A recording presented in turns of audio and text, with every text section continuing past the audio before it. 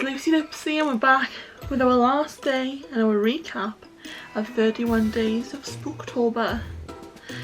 Happy Halloween! So it is actually Halloween, and I just want to give a special shout out to someone who's watched my videos and enjoyed them the whole way through, and that's Joshua Fish. So special happy Halloween to you, Joshua. I hope you've had a really great day, and I hope you have a good spooky evening. Put a nice scary film on or carry on watching my videos, totally up to you. So guys, I thought it's Halloween and I'm sat in my house doing nothing. Can't go out, can't get dressed up.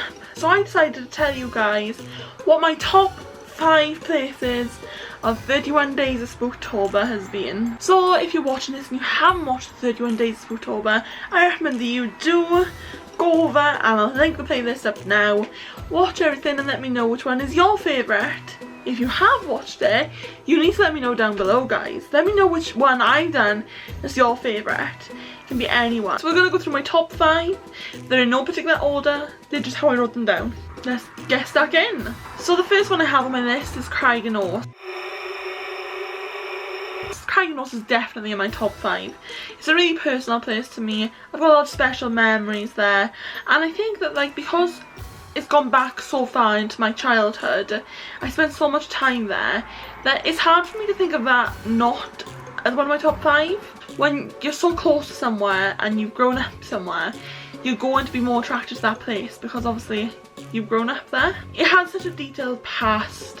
I mean, we can read up on everything about Adelina, about Nicolini, the Romeo and Juliet thing, and do you know, it's because a family member of mine has had a paranormal experience there.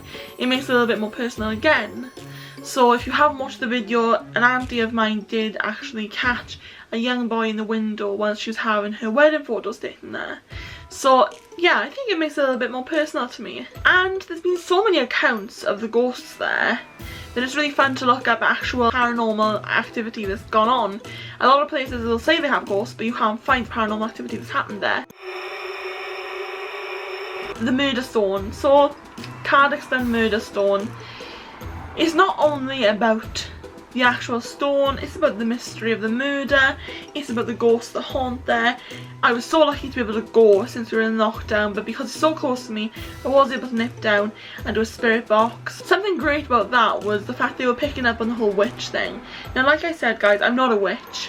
I'm not a practicing witch. I'm not a white witch or anything like that. And I'm not pagan either. But I do have a kind of sixth sense then, however you want to say it. And I have been open on my channel about how I do have a psychic ability. I am able to connect with the dead, and it is strange that they were to pick up so fast on the fact that I do have this kind of extra sense. Also, it's such a low-key place. It's being kept very quiet and secret, and there's something cool about knowing about someone that's quiet and secret. My next one, guys, is Cardiff Royal Infirmary. I loved researching that so much, but then what made it even better is when I shared it, I had so many people who worked in the infirmary message me. So there's been so many different accounts of people saying, I definitely saw the grey lady, I definitely saw the ghosts, and then I've also heard that the ghost, the grey lady, actually hovers above the floor by about a foot's length, and the reason for that is that there was another floor added on. So it said that she actually walks on the original floor, but it looks like she's hovering on nothing. I'm so intrigued by the whole pathology thing. What actually happened in pathology? Are we ever going to know? Will anyone ever tell us? It's something that really interests me, and I would love to know one day what happened there. And apparently there's such a warming sense there. People are scared of being there, but at the same time people say that they feel so safe because of the grey lady looking after them. I'd love to go to the infirmary one day just to see around, have a look in there, see what it's like. Then, guys, there's a castle hotel. So this is pretty similar to Craigenose Castle. I used to hang around in Neath all the time as a youngster, and I think that because I passed it every day and I knew there were ghosts in there, it always interested me. I never knew that there was a ghost looking out the window because of how she told the guy she was pregnant. That's really cool, and now I think every time I go past I'm going to be looking out the window trying to see if I can see anyone up there. It's also so full of Welsh history. I mean, it's got the Welsh Rugby Union starting up there. from a historical point of view, it's really interesting too. And I also remember going there when I was younger, my mother being like, this is haunted, Lucy, and I'm like, no it's not, ma'am, I'm not scared, I'm not scared. And going to the toilets and like crying because I was so scared in there by myself. And then guys, this is Talgarth. So my top 5 is still Talgarth. I didn't cover this in the 31 days because I had already covered it before. If you don't know anything about Talgarth, it's a mental asylum based up in Brecon. It's been derelict for years, and something that makes it more interesting is the fact that you can't go in. So there's always a guy patrolling it, and he's like, he never leaves anyone in.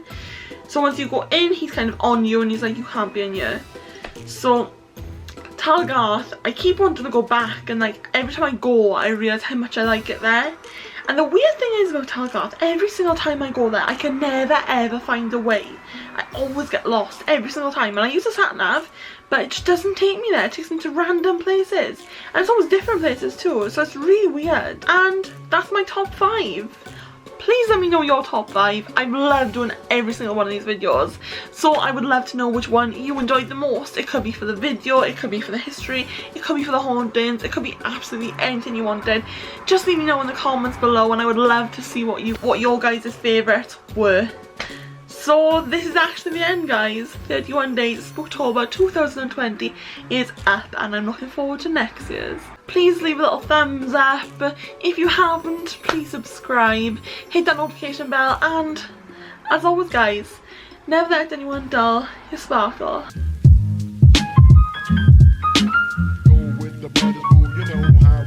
It's not for me to say you